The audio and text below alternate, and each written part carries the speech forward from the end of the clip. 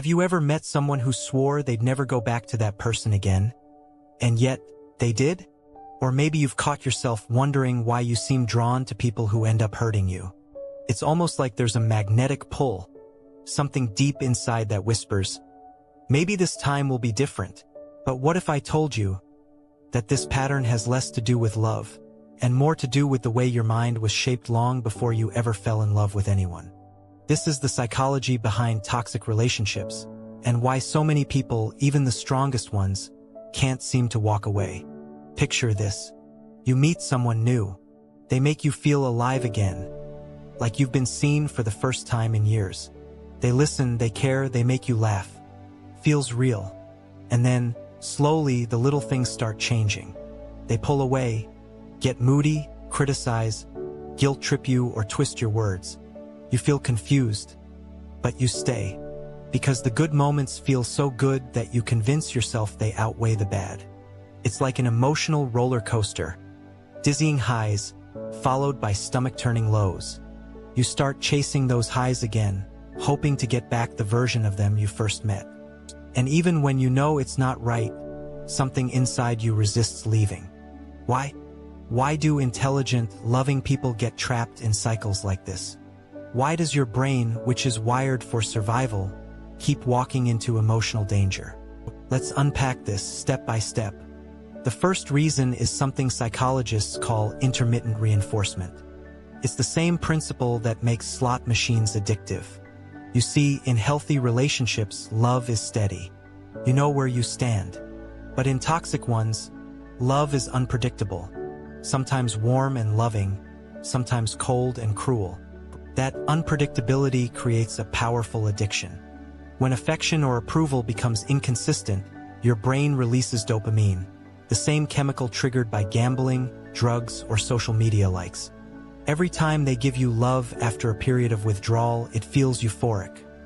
Your brain lights up, saying, "Finally, I did something right. I've earned their love again." And that tiny reward keeps you hooked, hoping for the next emotional high. It's not love at that point, it's a neurological trap. And the scariest part? The more inconsistent the love, the deeper the attachment. That's why people often say, "I know they're bad for me, but I can't stop thinking about them." It's not weakness, it's wiring. But that's only the surface. There's something even deeper driving this pattern, your attachment style. From early childhood, the way you bonded with your caregivers set the blueprint for how you connect as an adult. If you grew up feeling secure and safe, you likely seek stability in relationships. But if love in your childhood was inconsistent, critical, or conditional, your mind learned a dangerous lesson: that love must be earned. This forms what psychologists call an anxious attachment style. It makes you crave closeness, but fear rejection. So when someone gives you mixed signals, one day affectionate, the next distant, it feels strangely familiar. Your subconscious whispers, "This is what love feels like." That's why people with anxious attachment often find themselves drawn to avoidant partners, those who fear intimacy and push away. It's a painful dance. One person chasing, the other running. But the moment the runner turns around and offers affection again, the chaser feels whole. It's not rational. It's emotional memory. You're not attracted to the chaos itself. You're attracted to what your mind once called home. Here's something interesting. When researchers studied brain scans of people in toxic relationships, they found similarities with drug addiction patterns. The same brain regions that light up during substance withdrawal also activate when someone you love rejects or ignores you. That's why it physically hurts when they pull away. You're not just emotionally dependent, you're chemically addicted. Ever notice how, right after an argument, you desperately want to make up, not just to fix the issue, but because you crave the emotional relief? That's withdrawal. Your body is begging for the dopamine hit that reconciliation brings. It's not just love, it's neurological dependency disguised as romance. And toxic partners often unconsciously exploit this cycle. They sense your empathy, your need for connection, and they use it as leverage. Not always out of malice, but because they're replaying their own unresolved wounds too. You're both acting out emotional scripts written long ago. Here's a pattern interrupt. What if I told you that toxic relationships aren't always built on manipulation or malice, but on familiar pain that feels like safety? Think about it. If chaos was your comfort zone growing up, peace might feel boring. If affection always came with conditions, unconditional love might feel suspicious. Your brain doesn't crave what's healthy, it craves what's known.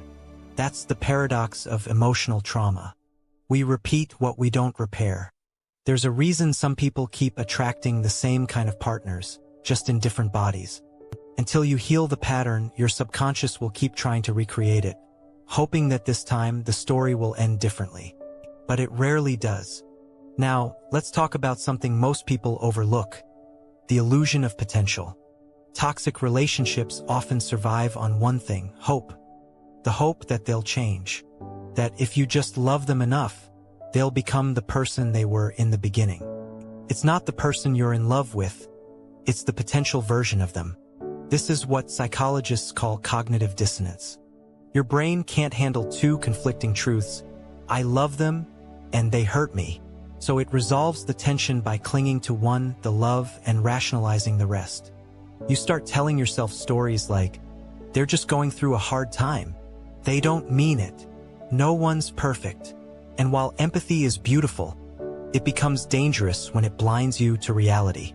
Because the truth is, the version of them you fell for might have been real, but it's not who they consistently are. And love without consistency is chaos. Let's pause here for a second. Because maybe you're thinking, but what if I'm the toxic one? That's an important question. The truth is, toxicity isn't always about one villain and one victim. Sometimes it's two wounded people triggering each other's defenses.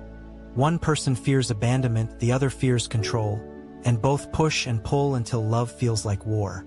The key isn't to assign blame, it's to recognize the pattern.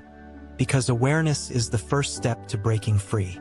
You can't heal what you keep romanticizing.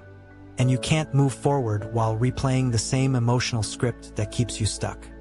But here's the twist: the reason people stay isn't just emotional dependency. It's identity. When you're in a toxic relationship long enough, your sense of self starts to erode. You forget who you were before them. Your mood depends on their approval. Your confidence depends on their attention. And soon, you're not just afraid of losing them, you're afraid of losing yourself. That's why leaving can feel like dying, even when you know it's right. Because in a way, it is. It's the death of the version of you that lived through them. But here's the paradox. That death is actually a rebirth. A painful, messy, beautiful rebirth into who you were always meant to be. Now let's shift to the healing. The part most people never reach because they think moving on means finding someone new. It doesn't. Healing means reprogramming your nervous system to believe that peace is safe. That calm isn't boring.